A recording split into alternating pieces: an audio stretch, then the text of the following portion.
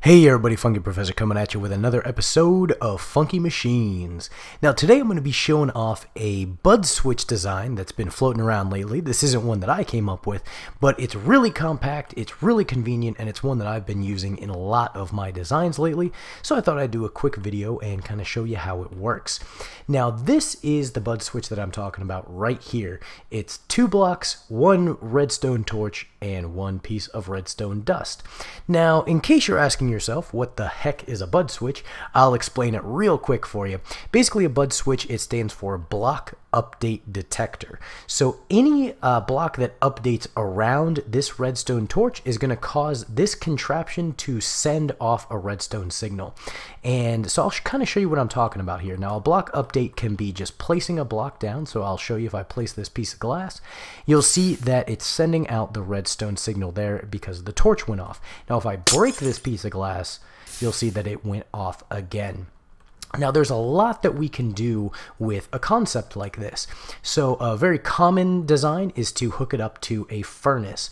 Now this redstone lamp is going to be kind of my indicator light, and if I go into the furnace and let's cook us up a pork chop, you'll see that when it started that redstone lamp turned on, and that's because this redstone torch went off. It detected that the furnace updated, and then you'll see, bam, the furnace just finished cooking up our pork chop, and when it finished, then that caused an update yet again, which caused this torch to go off and set off our indicator light. Now just going into the furnace, taking stuff out, that's not going to set off the design. It's only when the furnace turns on and begins smelting or ends its smelting.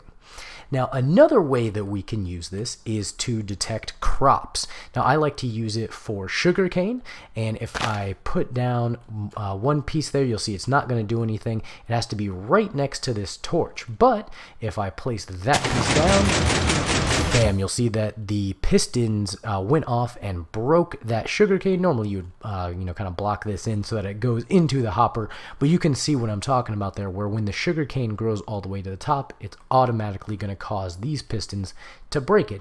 And you'll see here that this is just the same bud switch design as over there. Now a couple other things that you can do with this is, instead of just having a plain block up at the top, you can have either a redstone lamp, or my personal favorite, you can have a note block. So I'm going to use this piece of flint and steel and to update the block here. So if I set that down, you'll see that while this is going off, the redstone lamp is just a solid color. It's not going to be blinking on and off, and then I can put that fire out and it's going to set it off again. Now I'm going to show you how the note block setup works. So let's turn it on, and you can hear that indicator, and then let me go ahead and put out the fire, and bam, you can hear that indicator yet again. So the note block with this bud switch is one of my favorite designs. I actually used it in an auto furnace, and I'll link that in the description below. But I'm going to move to a world that actually has some land. That way I can show you this bud switch a little more in depth and where you can pull power out. Alright, so I'm back on the ground here, and I've got a few bud switches set up so I can show you how this thing works. So this is the basic bud switch here. Again, it's just the 2 blocks, the 1 redstone torch, and the dust behind it. Now over here you can see any place that there's a repeater, you're going to be able to draw power out of this thing.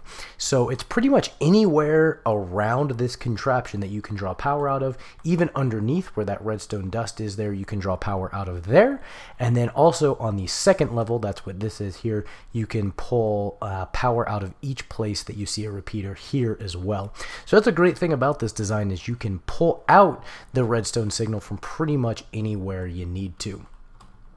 Now another great feature of this bud switch is that it's customizable. So if you leave it with just the redstone dust, you're going to get an 8-tick pulse, and I've got some pistons set up with the bud switch here so you can kind of see what I'm talking about. So if I set it off, so you're going to get 8 ticks, you can count them. And if we go to the next one, we're going to start putting in repeaters. So if I put in a repeater and set it back to 2 ticks, you're going to see that we're only going to get 4 ticks this time. So that was 4. Now we can set it back 1 more so that it's on 3 ticks. And if I hit that, see it's only going to give us 3. And then if I have a repeater set to max, then that's only going to give us 2. And if I have 2 repeaters, both set to max, this is going to give us 1 kind of long pulse. Just like that there. So you can see there's a lot of versatility with this design. There's a lot of different things you can do with it. I'll link a couple of designs that I've used this contraption in the description below, but I would love to see what you guys can do with it too. So feel free, if you have any questions, leave them down in the comment section below. You can always send us a message on Facebook and Twitter. Send us your designs there. Send us your questions. And until I see you guys next time, keep it funky.